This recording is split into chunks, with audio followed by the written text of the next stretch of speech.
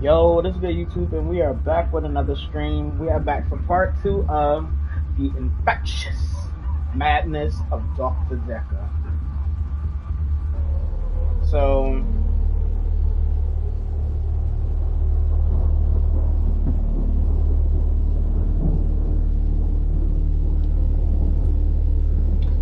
I've got 39% of overall progress. So we're gonna hop right into it.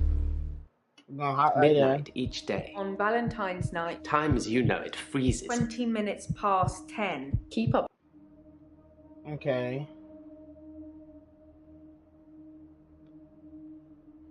Let me ask you this question real quick. I can't. Okay, I can't. So we're gonna head to the next day.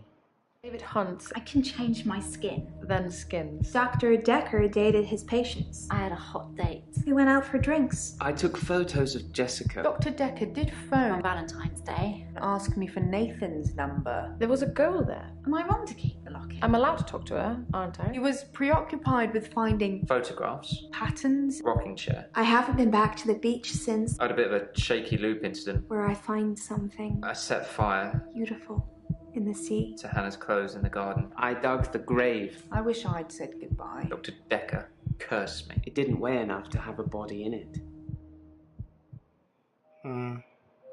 So where's Dr. Decker's Doctor. body?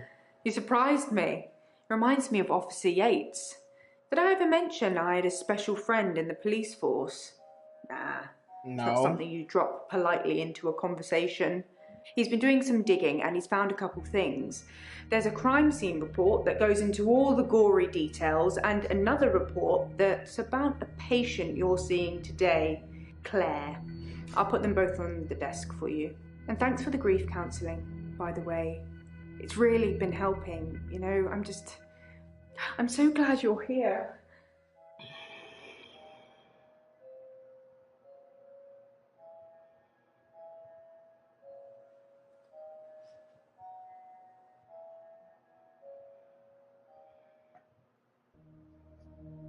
Okay. So I wasn't really listening. So we have his resignation letter, Claire's arrest report, and a crime scene report. So we're going to start off with the resignation letter.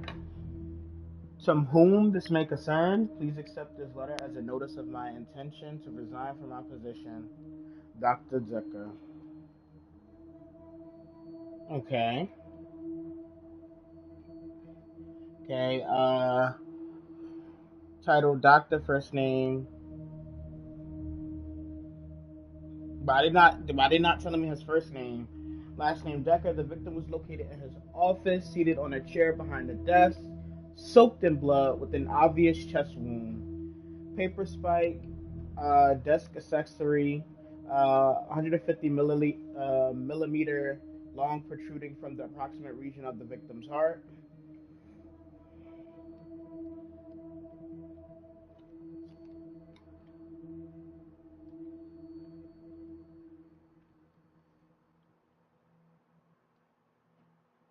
Okay. And Claire's arrest report.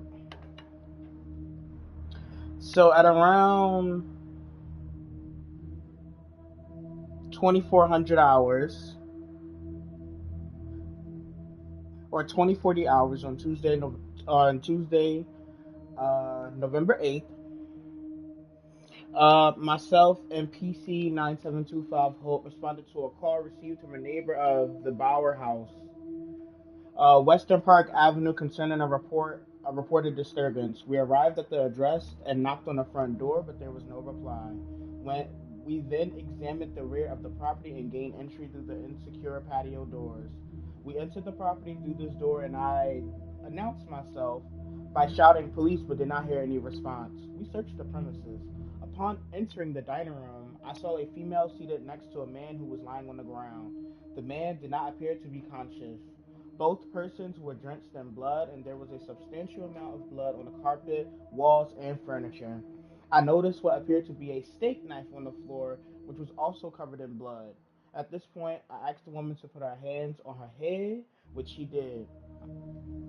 Holt secured the female while I checked the man for signs of life but found none. I asked the woman her name and she identified herself to me as Claire Castleford.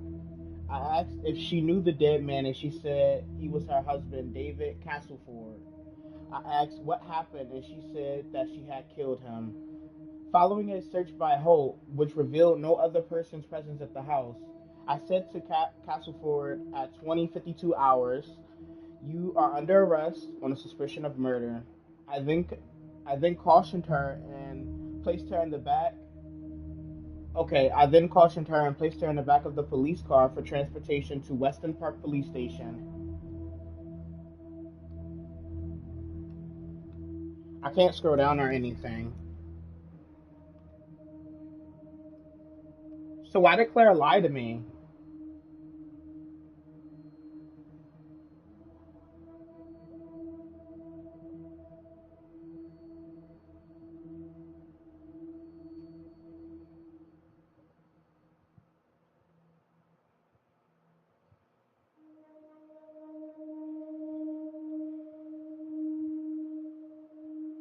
I've been to the lake house regularly, keeping an eye on David.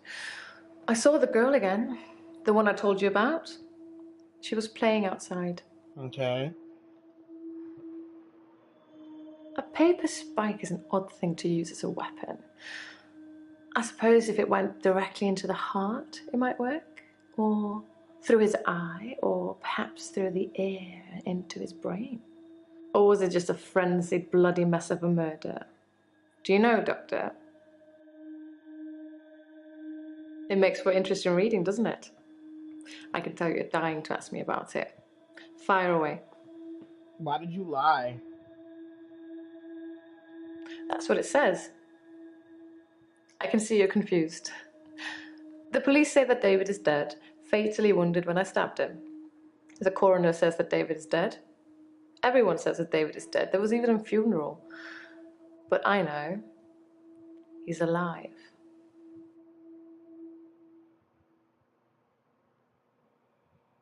He's buried at Henley Church. You can go see for yourself. There's even a headstone. One of your other patients was a pallbearer.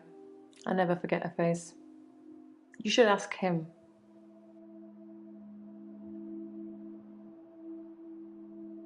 David wanted to have a talk about our relationship. Not something any married person wants to hear. He said he'd been with Iris for about a year and that he loved her. He said he didn't love me anymore. Which I know is a lie. You don't just fall out of love with somebody. I reacted badly.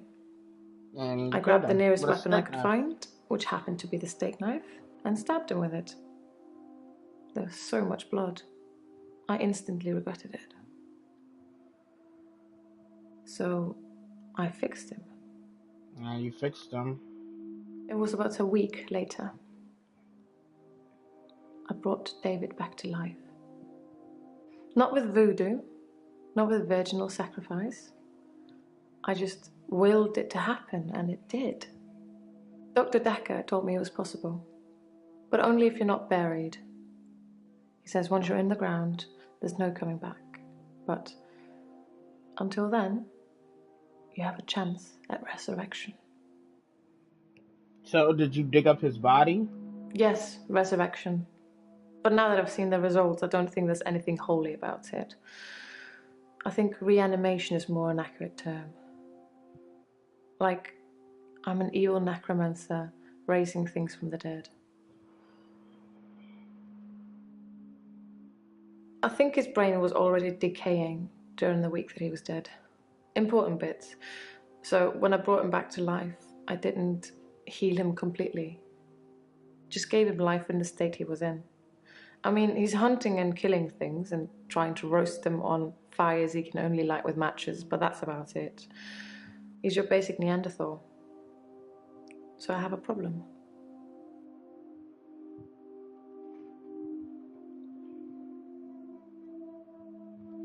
I'm gonna ask, how did you bring him back to life?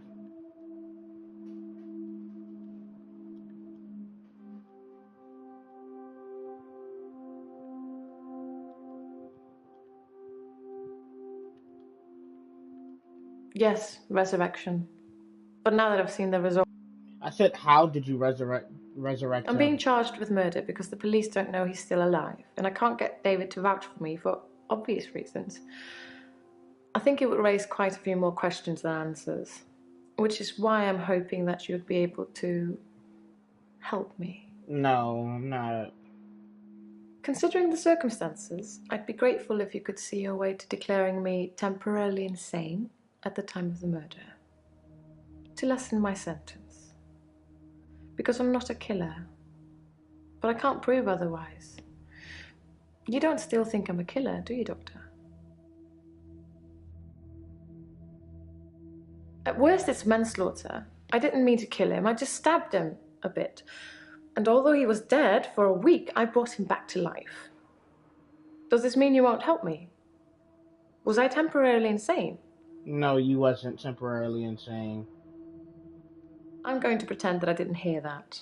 Sorry. Let's have a few more sessions before you seal our fates. Or is it that you want something else?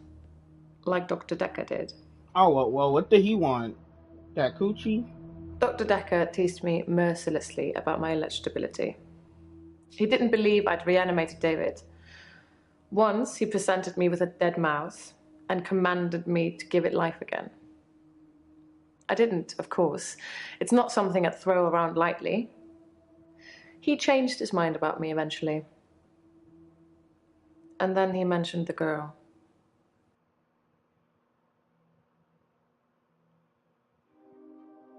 He told me he'd locked up a girl in the basement of his house, just for me, and he asked me to reanimate her. It was Iris. I said I couldn't reanimate something that wasn't dead, and he said that wouldn't be a problem. So I agreed. I just played along. I was hoping it wasn't real. I assumed it wasn't real. But he was offering me what I wanted, a temporary insanity diagnosis. It didn't happen. Dr. Dekker called me from his house to cancel. He was furious. He said that Iris had escaped and he blamed me for it. He said that I must have set her free after he told me about her. I knew it was all lies anyways. He was obviously titillating himself by reprimanding me. He knew I'd never want to speak to Iris again, so I couldn't prove it either way. Dr. Dekker asked if I could prove David wasn't dead, so I took him to the lake house. He saw that I was telling the truth. I can take you to see him too, if you like. Yes. Would you like to see David, Doctor? Very well. In our next session. Okay, thank you. Bryce was a pallbearer for David. He's also a grave digger, I believe. Yeah, he is. Smuggling a body out of a funeral can be difficult, unless you pay the right people. You tell me. What could possibly explain that? Since I brought him back, I felt that there was something different about him, something not quite right. I think it's his brain. But how ludicrous that you can bring someone back in the first place. It's like that book, Pet Cemetery. Funnily enough, he does smell of earth, but that's because he spends most of his time out hunting. If David doesn't exist, then that means that I really did kill him. He really is buried, and I really should be going to prison for a very long time. That just doesn't seem right to me. It's more probable that I reanimated him under Dr. Dekker's guidance. I assure you, David is not a ghost. I've touched him.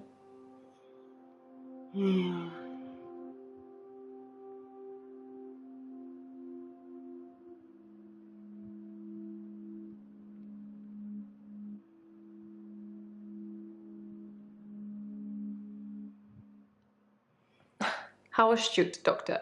Yes, I did say I hadn't seen Dr. Dekker outside of our sessions. That wasn't a lie. Our trip to the lake house was made during a session. Okay. I didn't speak to her this time. Something about her made me feel uneasy. I just watched her from the bedroom window. She'd caught a fish. She was holding it in her hands. I wasn't close enough to see, but for all intents and purposes, it looked as if the fish bit her. 1, 2, 3, 4, 5. Once I caught a fish alive.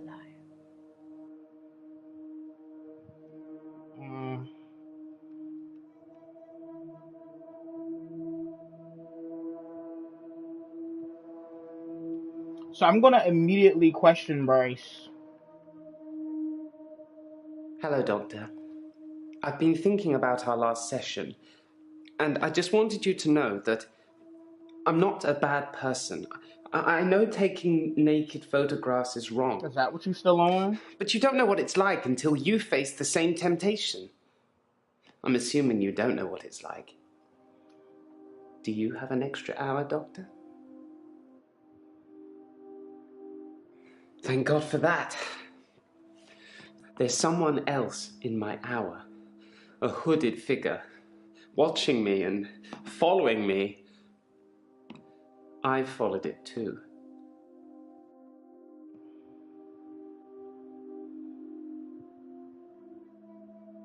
Whatever it is that's following me, it doesn't want to catch me yet. So it's watching. If I you. move towards it, it runs away. And when I follow it past temptations. A bar brawl, an open till, an open bedroom window. Like it's testing me.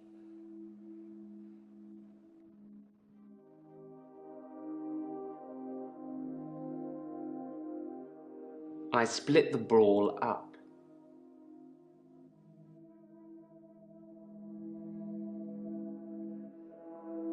I did nothing. I'm not stealing any more. I looked in. Watching other people is somehow built into our genes, Doctor. There was an old woman in bed. I went inside. Her bed covers were smoking. I think she'd fallen asleep holding a cigarette. I took the covers and put them in the bath. She'd have died. Okay. I don't know who it is. My initial thought was that it was you. That I told you about my affliction and somehow you'd got it too. Now I think maybe it's the military or some organization that wants to use the hour themselves. Maybe it's Dr. Dekker risen from the dead. I need to talk to you about him.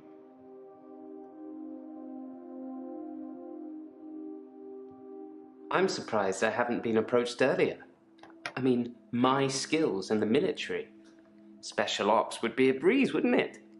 Waltz in past everyone during the midnight hour, get whatever you want, and return to friendly soil. That is true. It also makes me think that they might already know all of that, and that they want to get rid of me in case I tell anyone else. Would you do something for me if they get me?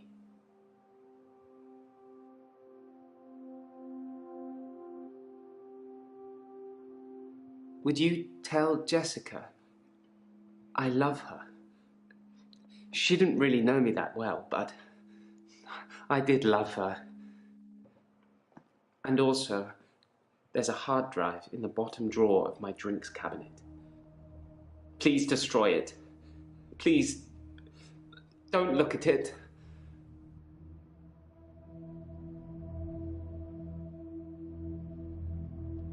I'm actually a classically trained pallbearer. There are a lot of health and safety considerations. Not everybody can do it. Well, properly at least. Occasionally I step in if the funeral director is short-shouldered. I do remember her face. She wasn't upset in the usual way. She seemed agitated. Her husband must have been a giant. The coffin was so heavy. I remember because aft port side sprained his ankle. That and he wasn't lifting correctly. I have absolutely no idea what you're talking about, Doctor. Yeah. I saw Claire Castleford's husband in the coffin myself before carrying him to the grave. He is in the ground. I'm sure it wouldn't take much for the police to get an order to have him exhumed. Just make sure it's done on Tuesday morning when I'm off.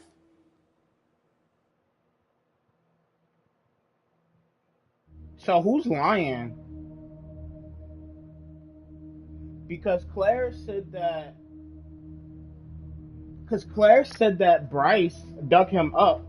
How does she even know Bryce? I mean, he was buried at the church Bryce works for, so it wouldn't be hard to know that Bryce is a pallbearer. And the fact that she knows this and she was able to bring him back, bring this person back to life, I'm not too sure if this person's telling the truth. Because Dr. smuggling a Dekker body frequently used is that paper against the spike law. on his desk as an example. I'm sure he did it with the other patients too.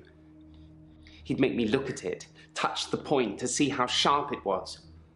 He'd tell me that because I think it's sharp, it will hurt me. But if I thought it was nothing, it could pass right through my hand. I spied on Dr. Dekker not long before he was murdered. Oh. I'm not sure I should tell you what I saw in his basement. I'd been feeling uneasy with Dr. Dekker for some time. I mentioned how he'd changed before, so I began spying on him at home.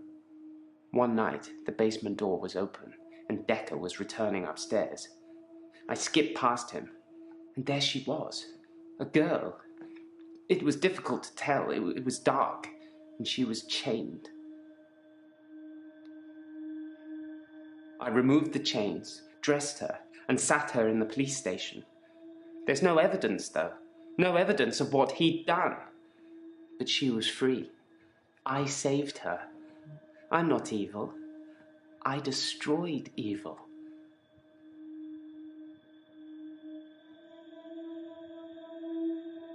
Jessica is a beautiful woman. I've not spied on her since the incident we talked about. I have real feelings for her, Doctor. We've never connected. Thank you, Doctor. Thank you. It's nice you think I'm capable of such basic interaction with females. But I'm still in awe of her, really. I will think about it, though.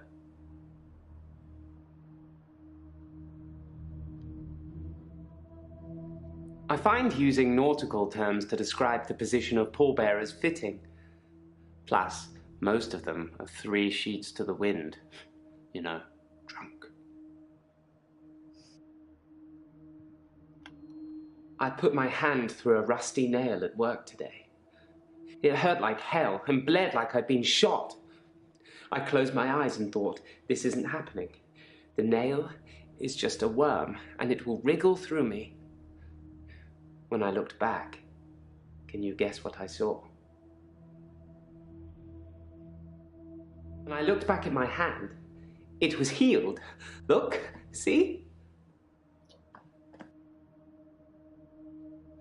My hand had healed. The How? nail had become a worm and was wriggling in my palm. It was like a little miracle, like magic. I shouldn't really say miracle or magic. They're words that Dr. Dekker used when he tried to get you to think things and make them real. But do you think it's real, Doctor? That magic is real? Then so it is. Close your eyes. Imagine you're in a graveyard, looking at the gravestones. One catches your eye, so you take a picture of it, a picture that you now have.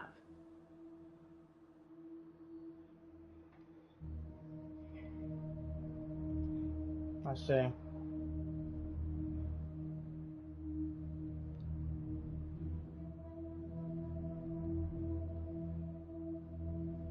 Okay, so I'm gonna go back to Claire.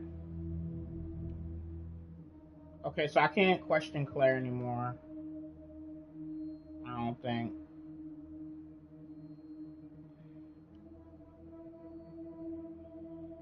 So let's question our assistant Jaya and why she's here. I'm fine. I'm ready for my grief counselling. I emailed you Mariana's address. I don't know why you'd want it. I suppose you're going to start doing home visits now, like Dr. Dekker? Oh, Dr. Dekker did home visits?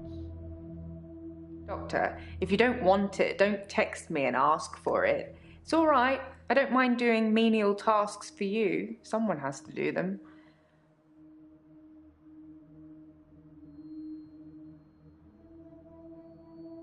Yes, Dr. Dekker started doing home visits for Mariana. He said she couldn't concentrate properly in his office. I hope you're not thinking of doing the same thing. I need you right where I can see you.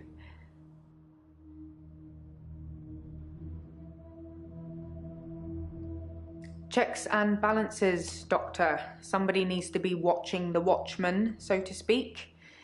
Make sure you're helping, not hindering. He probably did his fair share of helping and hindering. He was definitely helping in the beginning, but then seemed to lose sight of things. I think he was so overwhelmed by the patients he was getting. His curiosity just got the better of him. There was a definite turning point. Somewhere around the time Professor Alderby turned up, that seemed to unsettle him. And then we had a flood of extra weird patients. I think it was all too much for him. I think I misjudged him. I hope you deal with it better.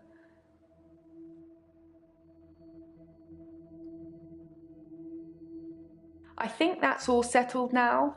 We are agreeing to pay Ben £5,000 and he's agreeing not to say anything about what he saw. Okay. He thought he saw a creature coming out of Dr. Dekker's mouth. Well, at least that's the reason he's given for not emptying the bins that night. Either way, it's not the kind of publicity that we need. Shiny, happy, sane people. A creature coming out of his mouth. It's in that police report that I gave to you. You should really take a look at it. I did look at it. So we're gonna relook at it.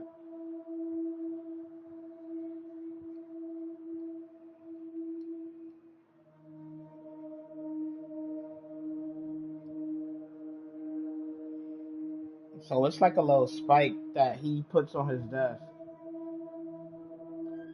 Okay.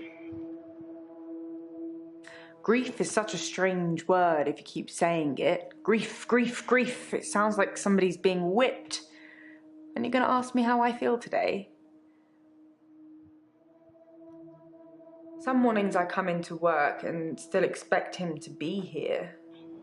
Sometimes it feels like he actually is here, watching over me. We had a connection. It's gone now, though. You can't have a connection with the dead, can you? Not for too long, anyway. Dr. Dekker asked me to have dinner with him for Valentine's. I refused, obviously, because you don't sleep where you eat or something like that. But it was flattering, especially with competition like Mariana around. Okay. That's interesting.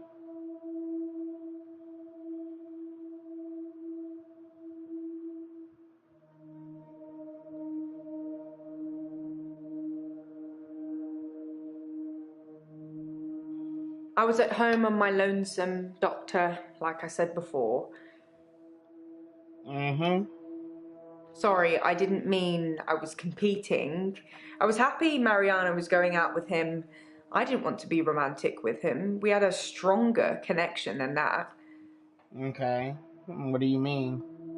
Dr. Dekker and I shared some philosophy. Okay. We'd both read The Cult of the Kinetic Mind, and we agreed with a lot of what it said. Have you read that book, Doctor? I'm a lie and say yeah. In Cult of the Kinetic Mind, the author suggests that everyone is capable of psychokinesis and that the cult leaders specifically had these powers that turned their followers into disciples. It's not a fun read, but if you're into psychology, it's a blast.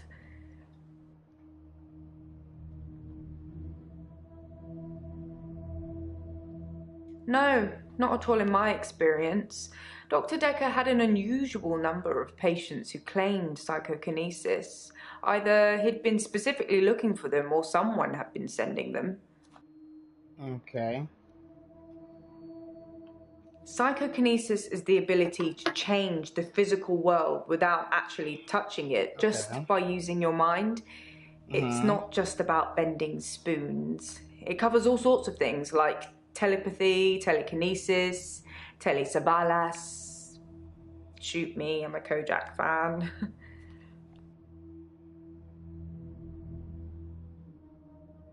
Like I said, all those cool things are in Cult of the Kinetic Mind, apart from Kojak, obviously. If you ever get a patient who thinks they can change the world with just their mind, then duck, just in case they can.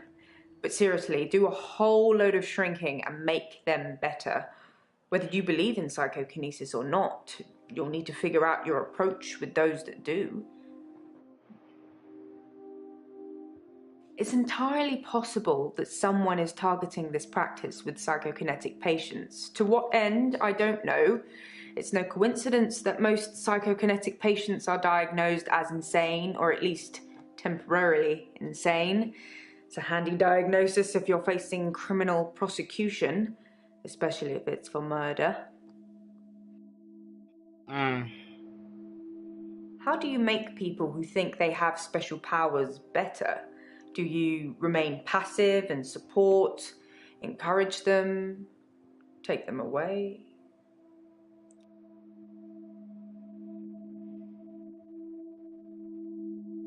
To deepen their affliction? I wouldn't.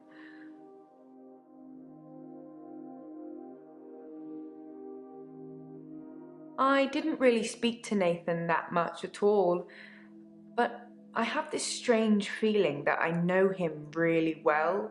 I can't quite put my finger on it. Okay.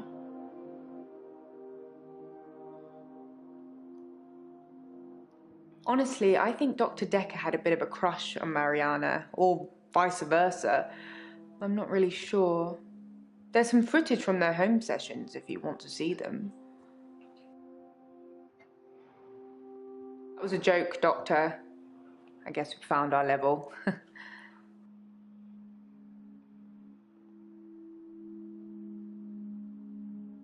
Oops, that was a strange thing to say, wasn't it? Whipped.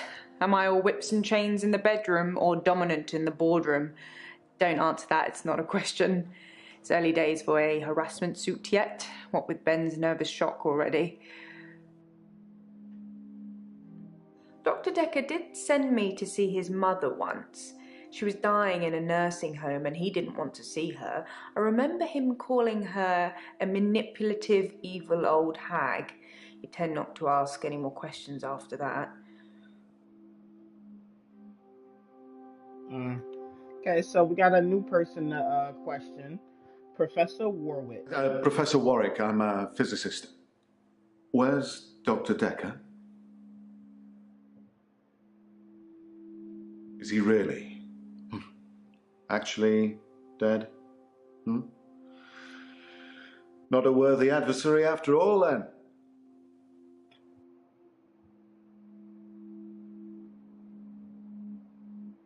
Dr. Dekker challenged me. He tried to use my theories against me. Quantum theories. Do you really want to know?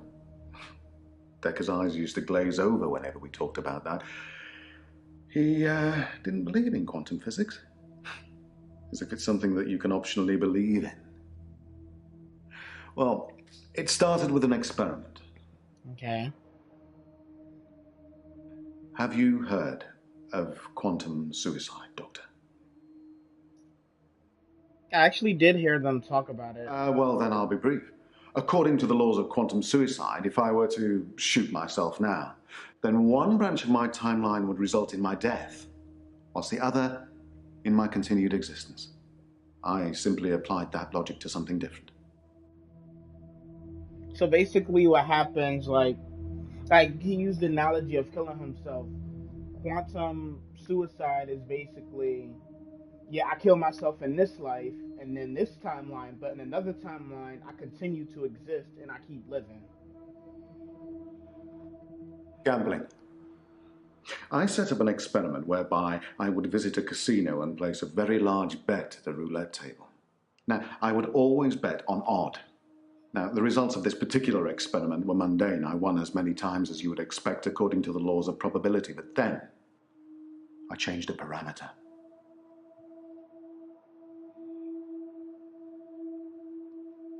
Quantum suicide required a loss of life to make it a realistic thought experiment. So I simply upped the stakes. Every time I bet on odd, I would place everything I had on that one spin of the wheel, and it worked. Well, for a while.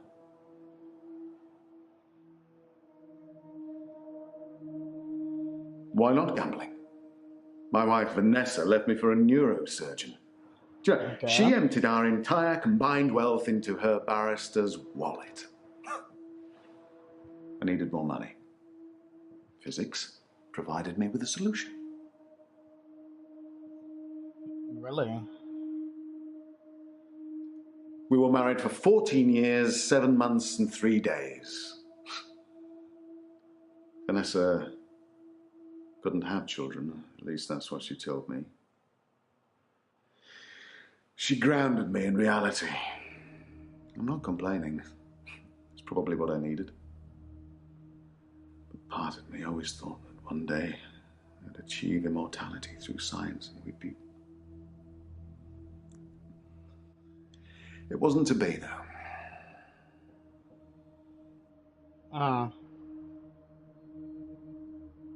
Well, yes, it bothered me, especially now that I find out that she's pregnant. Oh, no, it wasn't a rocket scientist that was required, but a brain surgeon, it seems. I have considered putting that neurosurgeon onto his darkest timeline.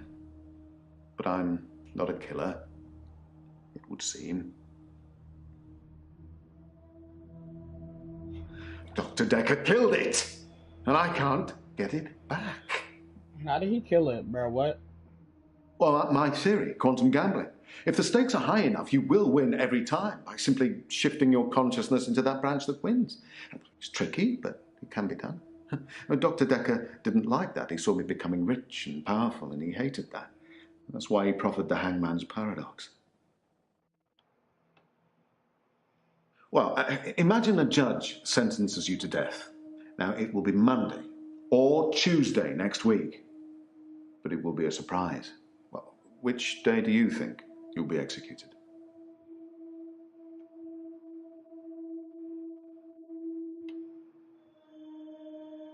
Honestly?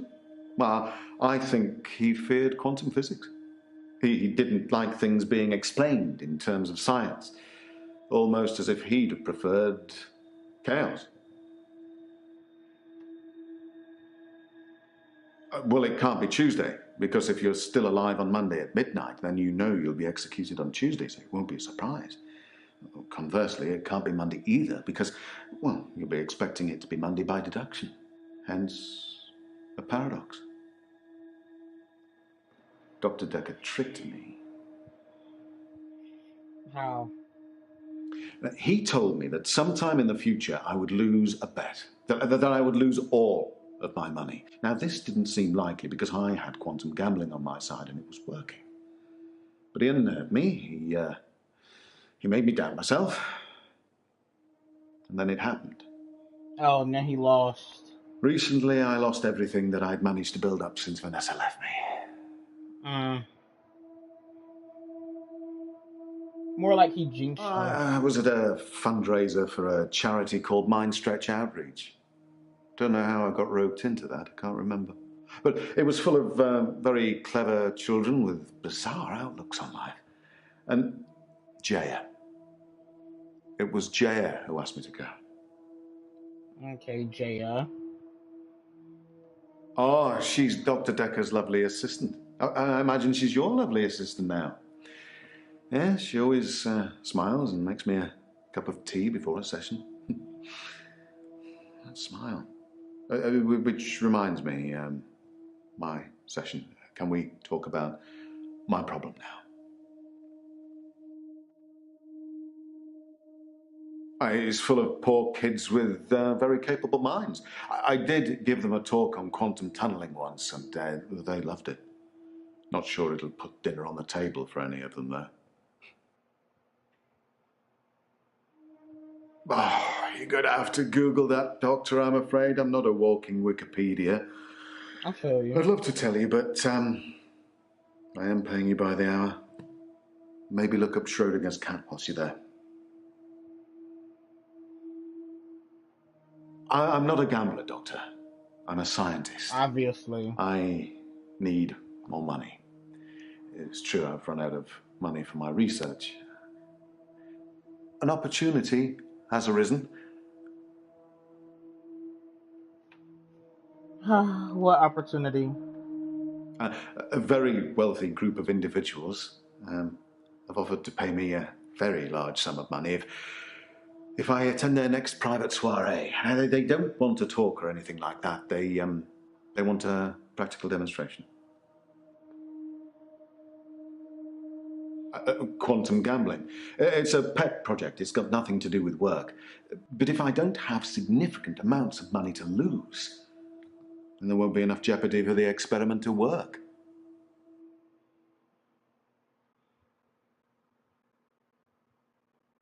They'll pay me £1 million if I can successfully survive 6 rounds of Russian roulette. Wow. Now, I am worried because of what Dr. Dekker said, but, well, I can't help but thinking that the stakes are so high I can't possibly lose. What do you think, Doctor? Should I take them up on their offer?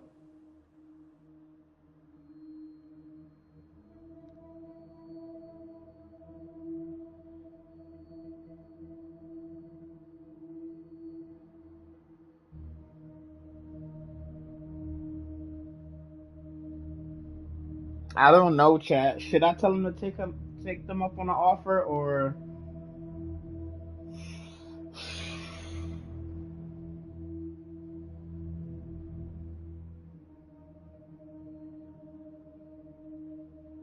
I'm telling you. Splendid. I can't lose, Doctor. I'm gonna Let me believe demonstrate. him. Wait, hold up. What you doing?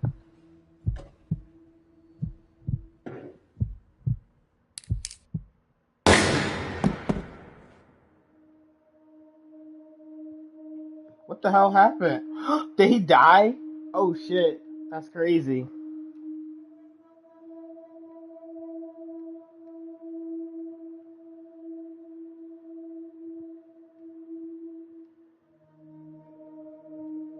I think he died. It's not funny, but it's like, wow.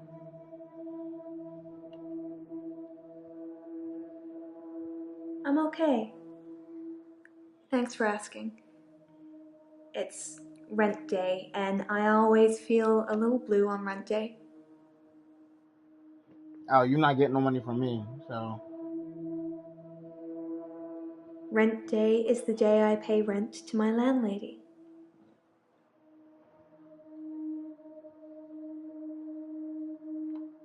I've had no blackouts, and I haven't been to the beach since our last session. But I think I will today. Do you want to come with me to the beach?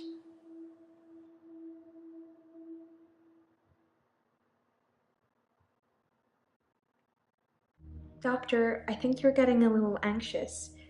If you ever wanted to visit the beach, you can just turn up. It's not mine.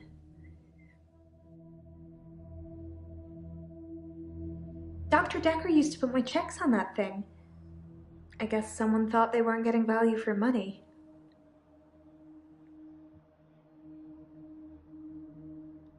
I actually don't have a lot of money. Sometimes a therapy check would bounce, but Dr. Dekker would be okay with it. Oh, my checks are fine, though. Don't worry. They better be. I'm not broke. Men buy me drinks at bars, though. Sometimes I'll get away with not paying at restaurants. Isn't that how it is for everybody? I mainly like drive-thrus. I don't like crowds, and I find it difficult to stay in the same place for too long. I guess I'm a fidget. Crowds at nightclubs and bars are different. The lights are dim. You can slink around without attracting too much attention. Sometimes I'll kiss a guy in a club, and then he just follows me wherever I go. It's creepy. Just stop I kissing don't guys. want everyone seeing that.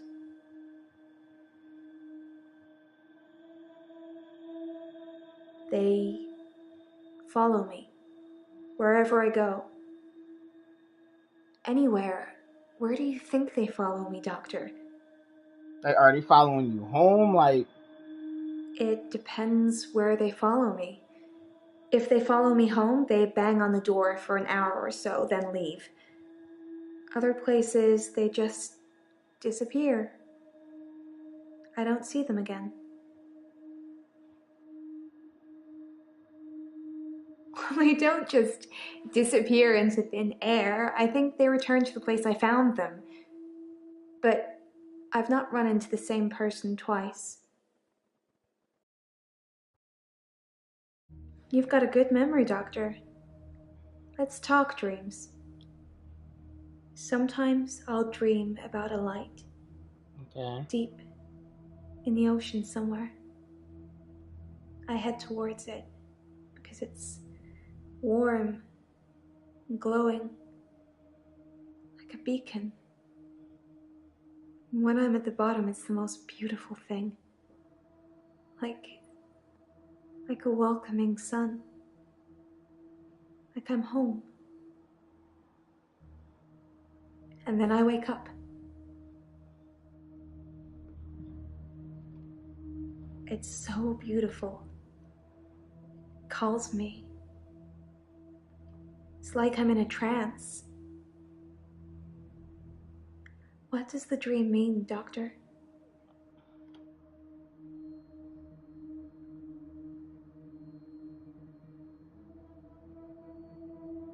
Yes, I suppose I follow that glow like people follow me. I still don't know what it means, though.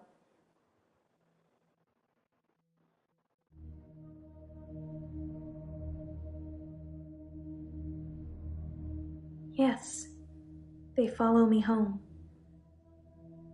They're silent. It's like a trance. A trance. There was one guy, a real gym buddy. I let him into the bedroom, but nothing. Nothing I did would stop him just staring at me. Oh, I would be scared. It was creepy. I got him to follow me outside, and then I just shut the door. It's just good manners to accept when someone offers to buy you a drink. I'm a very good-natured girl. But you told me you don't drink. Don't you think I'm sweet, Doctor? Okay, then. Yeah, shut up. Are we still talking about him? And I thought you were just interested in me, Doctor. Dr. Dekker suggested home visits. I think he was probably checking up on his investment. You're not thinking of doing home visits, are you, Doctor? No. That's good. I'm not sure I can afford any more of your time. Okay. So, Ellen is kind of lacking with questions, so I'm going to go on to Nathan. I burned Hannah's rocking chair. The day moved forward. It was a good choice. I'm not sure I've got much left of hers now. I've burnt most of it, or given it away, just to make the days move forward. There was a moment when I was attacking a Salvation Army bin, but I gave in. I accidentally put Hannah's diary into a Salvation Army donation bin. They're like huge post boxes with a circular tray that makes sure things spill to the bottom. I tried to get in to get it back, but I gave up. I read the last few weeks of Hannah's diary a while ago. I must have accidentally dropped in some clothes for the Salvation Army bin. It's funny, because I wasn't going to read it. She said she'd fallen out of love with me. Ooh. That she was going to break off the engagement. That she didn't love me anymore. I regretted it. I regretted that I mourned for Hannah so long. I regret the grief. I regret all the days I slept through because of it. Had I known she didn't love me anymore, things would have been different. I'm a bit angry now. If I had that day over again, I may just still pull out in front of the driver. Oh my God, bro.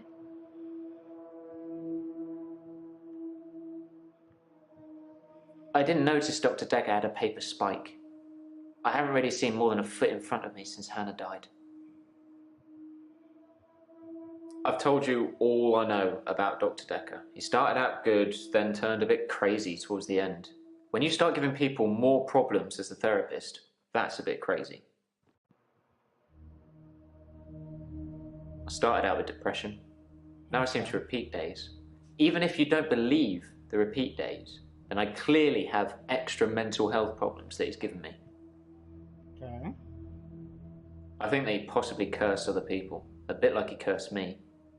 Sometimes you could see he was bursting to tell me about it, but he couldn't. He was ecstatic with power. The curse. Well remembered. I was hoping he'd forget. It's going to sound crazy. Dr. Dekker said I would never be able to move forward until I came to terms with my grief. And so from this point on, I start to relive the same day over and over again until I made something of it. I believed him. I didn't want to believe him.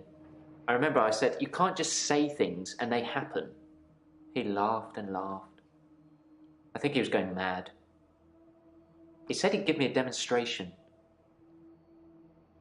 What was the demonstration? He held his hand outstretched and told me to look at the flame. There was no flame, and then there was. He was holding a flame in his hand that had come out of nowhere. And he tried to hypnotize me to make me forget it.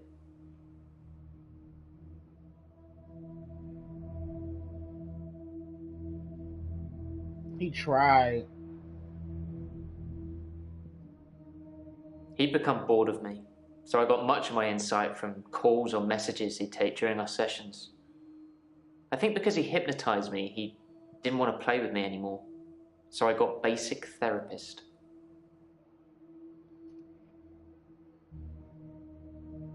He told me lots of people get depression, to become more active, see more people. And although he wouldn't always be there to listen, Jaya would be. Yeah, I talked to her quite a lot. I'm not sure how many days of that she'd remember. She seemed to care, which is more I can say for Dekker. I didn't forget seeing the flame. He wanted me to forget it all, but I didn't. For whatever reason, he couldn't undo what he'd done. I was scared. I pretended like the hypnosis had worked. I was scared what Dr. Dekker would do to me if he found out I still knew. So I had to play along, keep coming to the sessions, pretend I hadn't seen what he'd done. It was awful, because I was suffering through the same days over and over again, but I couldn't talk to him about it, because he'd know. Can we maybe not talk about Hannah anymore?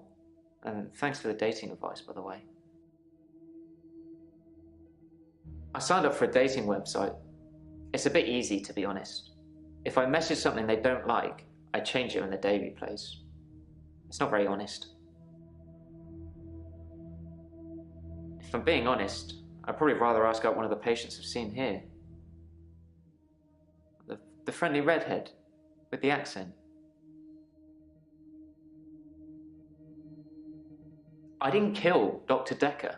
I wanted to be as far away from him as possible. I don't know who did.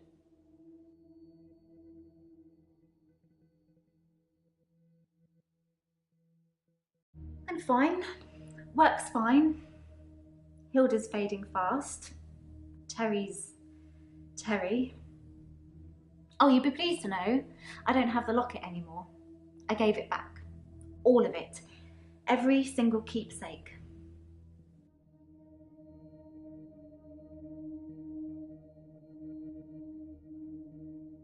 It's true then. I'd heard Dr. Dekker was stabbed, but I didn't know for sure. It's weird that whoever did it would choose the paper spike. Dr. Dekker used to play with it in our sessions sometimes. You know, pick it up, handle it while we talked. I remember once, he pushed the spike through his skin. At this bit, here, between his thumb and his finger. He said he didn't think I'd mind the sight of blood, being a nurse and all that, but actually, there wasn't any. I was a bit freaked out. At first, I thought it was a trick. A magic trick, you know? Like some kind of therapeutic test. Show the patient this retractable spike and see how they react. But it wasn't. The spike was real. Dr. Dekker gave me the paper spike to try. It wasn't fake. It was pretty sharp, actually. I don't know how he did it. He said he just thought that it wouldn't hurt him, so it didn't.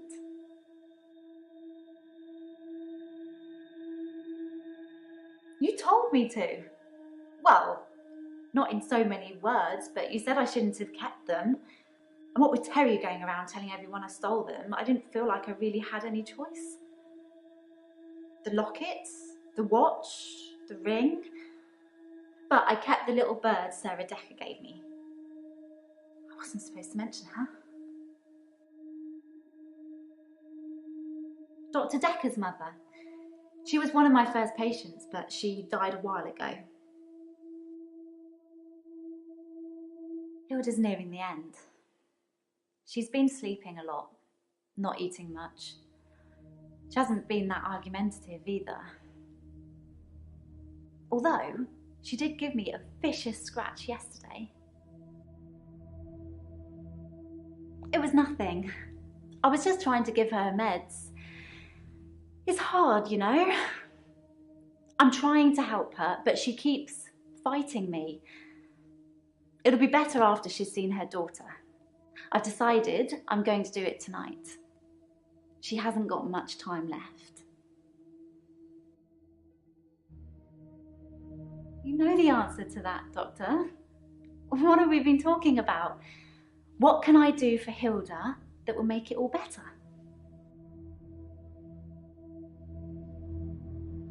That's the plan. I know, it sounds unbelievable, like I'm making it up. I wish I could prove it to you somehow. We could try shifting now. Think of someone you really love. It might help if you close your eyes. Are you thinking of them? Can you picture them? Okay, hold on.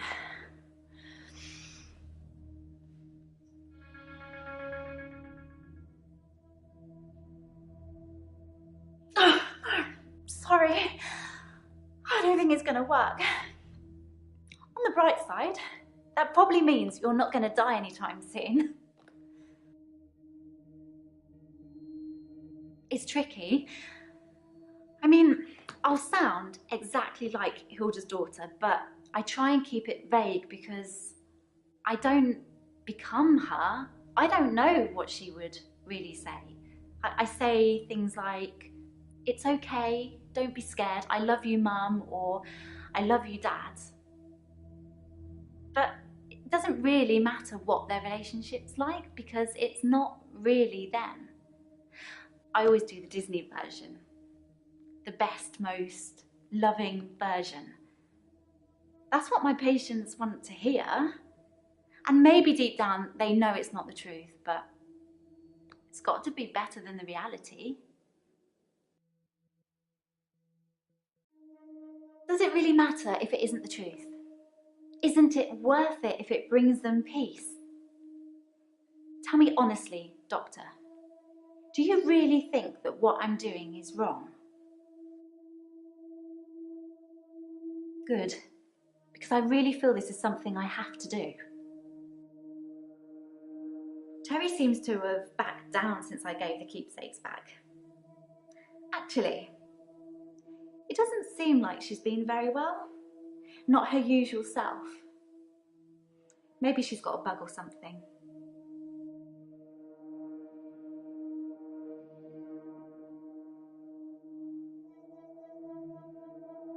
As far as I know, it only works on people who are close to death.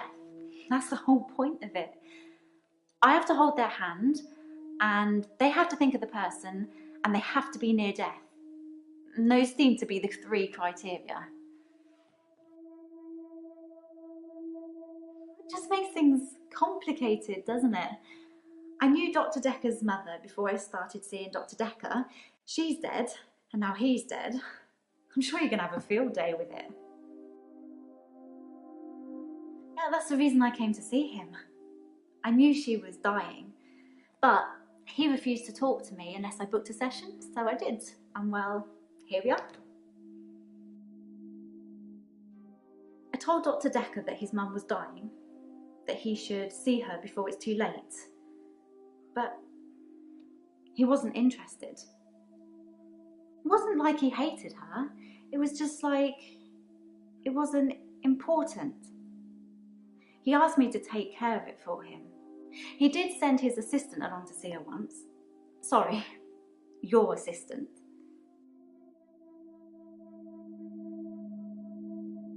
It was about the 2nd, 3rd session we had.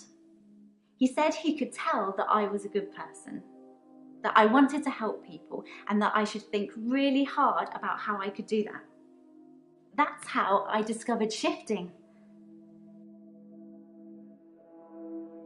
All Dr. Dekker did was encourage me to think. But the shifting, that's all me. And my mum's a psychic, and my sister's an empath, but I was just ordinary. I always felt like I wasn't special, like I was missing out. But I wasn't. I just hadn't discovered what I could do yet.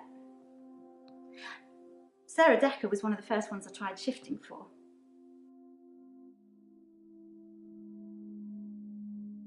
I didn't really know what I was doing that first time. I mean, I didn't actually expect anything to happen. I just thought, what would really help this woman? I thought maybe she would just imagine that he was there. But it actually happened. I changed into him, Dr. Dekker. It blew my mind.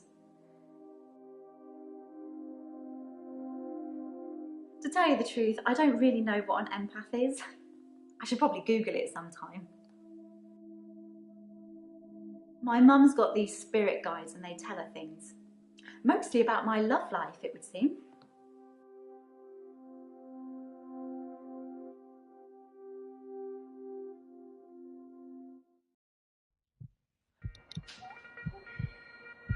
You can stop looking at me like that. You've made me do this. And don't try and escape. You're all tied up. Now tell me the truth. Is this a dream?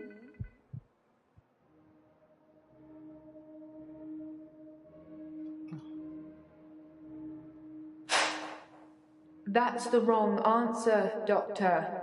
This is most definitely a dream.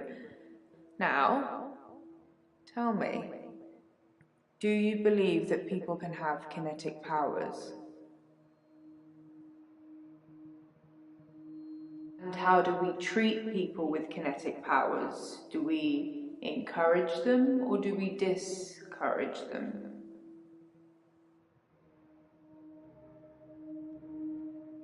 Very good, Doctor. That's the right answer. Remember it, or there will be consequences. Now, since I'm here, let's have a little bit of fun. Shall we, Doctor?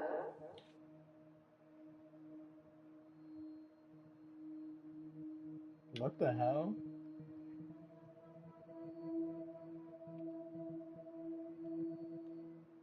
Someone else in my hour. I brought David back to life. I removed the chains, dressed her. It was Iris. We could try shifting now. Would you like to see David, Doctor? Sorry. We both read The Cult of the Kinetic Mind. I'm not broke. It's no coincidence that most psychokinetic patients are Grateful if you could see your way to declaring me insane, or at least temporarily insane. There was no flame. And then there was. I'll kiss a guy, I pretended like the hypnosis had worked. and then he just follows me Can we maybe not talk about Hannah anymore? wherever I go. I may just still pull out in front of the driver.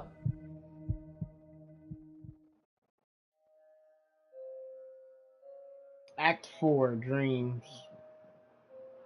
Morning, Doctor. You're looking a bit unwell. Are they getting you all wound up? Well, have a look at this. I found it in Dropbox. Apparently, Dr. Dekker lent Mariana some money. Sounds dodgy, doesn't it? I also got the toxicology report back from Officer Yates, and shocker, Dr. Dekker had... Sorry, you just have to read it. I should have spoiler alert tattooed on my forehead. And can we not do the grief counselling thing today? I'm all sorts of behind on work and I'm getting more stressed out watching it all pile up. If you need anything though, I'm here. Okay.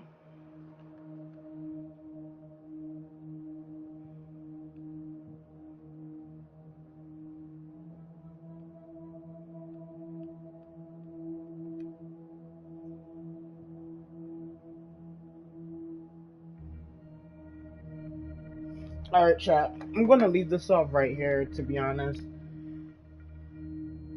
I feel like this game is kind of long and it don't really go nowhere because it makes me ask repeated questions. So I'm going to try to finish this out tomorrow. I think we got this chapter and another chapter left, but